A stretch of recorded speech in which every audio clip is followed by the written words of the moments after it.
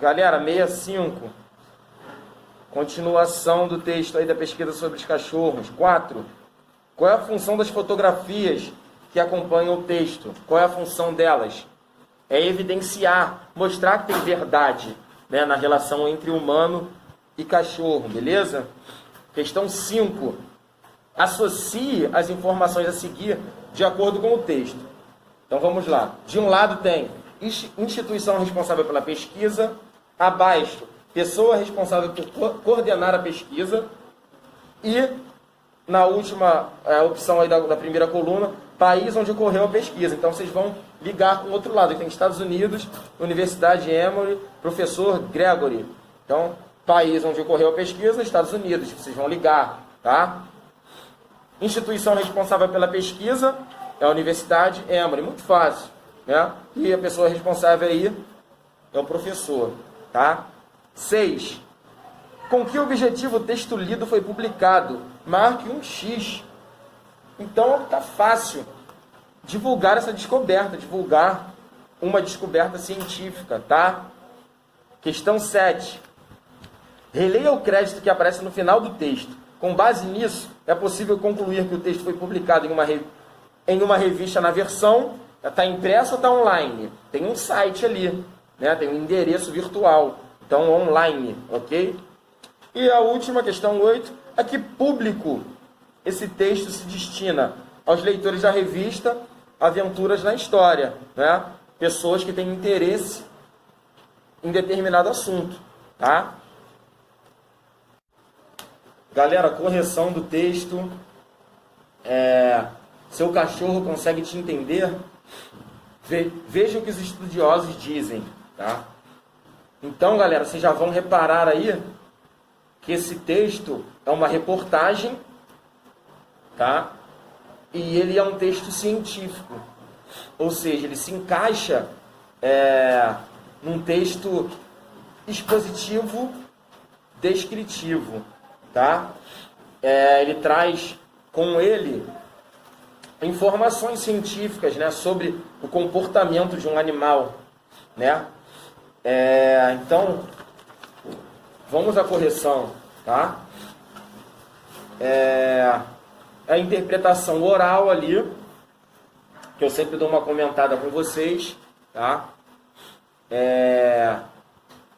Suas hipóteses sobre o fato de os cães compreenderem seus donos se confirmam após a leitura do texto? Comente.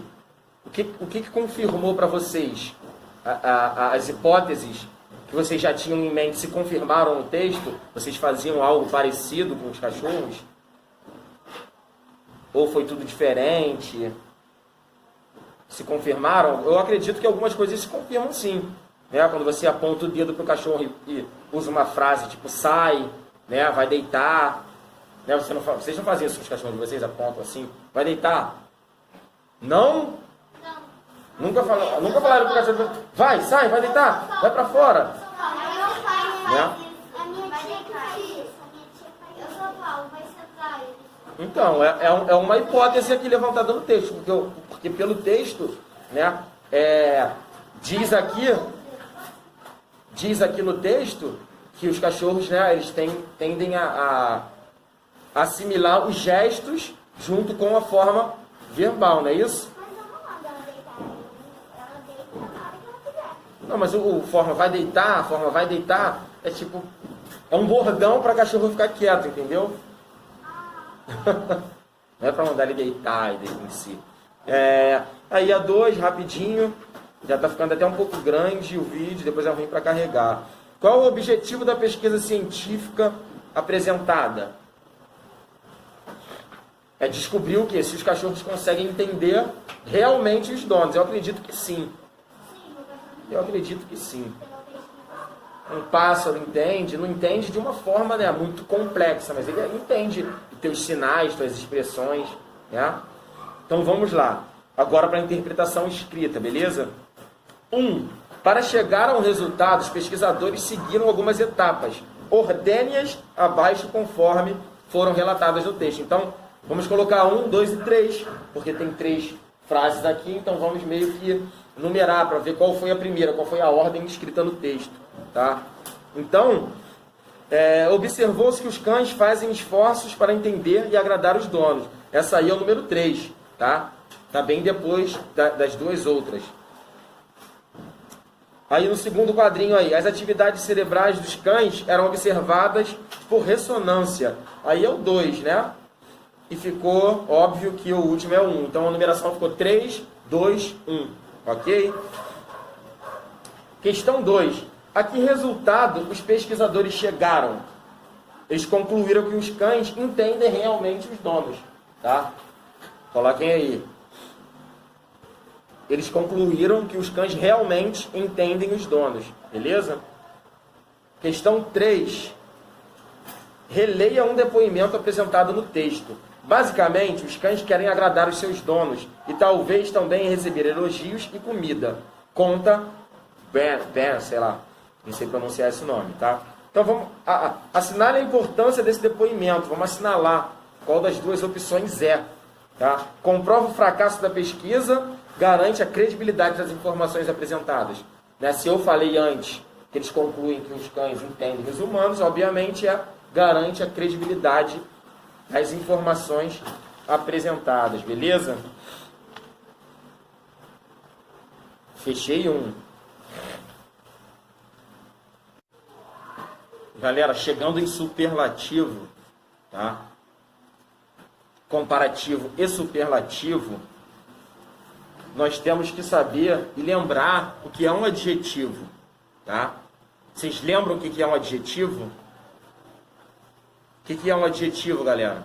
O adjetivo, ele qualifica um substantivo. Ele dá uma qualidade, tá? Seja ela qual for a qualidade, negativa ou positiva, tá?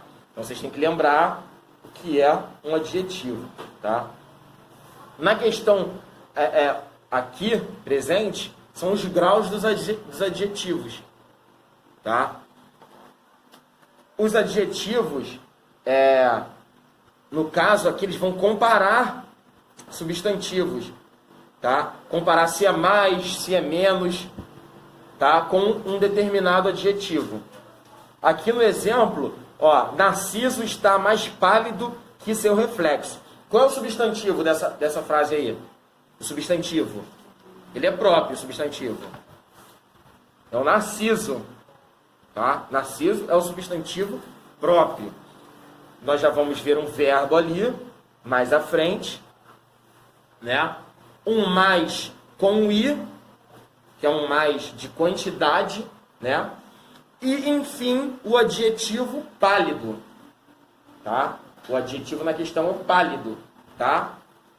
E o outro substantivo é o reflexo, né? Artigo sempre precede substantivo, ó. Não tem aqui, tá implícito, mas o reflexo, o Narciso, o reflexo. Então nós temos dois substantivos que serão o quê? Comparados, tá? Com o adjetivo aí no meio. Então, olha só. Narciso está mais pálido que o seu reflexo. Então, a comparação foi a seguinte. O Narciso, ele é mais pálido que o reflexo dele. Obviamente, o nosso reflexo não é a nossa imagem, mas não é a nossa imagem primeira, né? Então, a questão aqui ele deu mais palidez para o Narciso. Então ele fez uma comparação, tá? O Narciso é mais pálido que o seu reflexo, tá?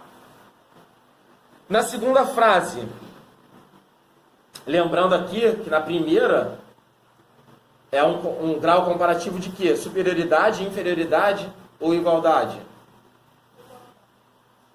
Se o reflexo é mais pálido que ele, de superioridade. Boa, Gui, isso aí. Tá? Na segunda frase aí, Narciso está tão pálido quanto o seu reflexo. Mesma coisa, né? Nós temos os dois substantivos, tá? Narciso e reflexo, e o adjetivo pálido. Então, essa questão, ó, Narciso está tão pálido quanto o seu reflexo. Qual é o grau de comparação que teve entre Narciso e o reflexo nessa segunda frase? Ele está tão pálido quanto o seu reflexo. Igualdade, isso aí, né, Vitória? Igualdade. Tá? Eu estou tão careca quanto o Alex Escobar. Que grau é esse? Eu estou me comparando em igualdade com o Alex Escobar.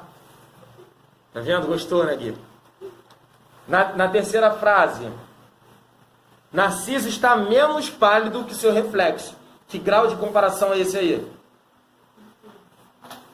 Inferioridade. Tá? Então sempre virá, né, mais quando for superioridade, quanto quando for igualdade e menos quando for inferioridade. Tá? Beleza? 4 minutos e dá para fazer essa aqui. Então, olha só, vamos lá, galera. Na questão lá, nas frases, a cor de Narciso é comparada à cor de seu reflexo. Contorne o adjetivo usado nas comparações. Já até falei, o adjetivo é o quê? Pálido. Beleza? O adjetivo é pálido.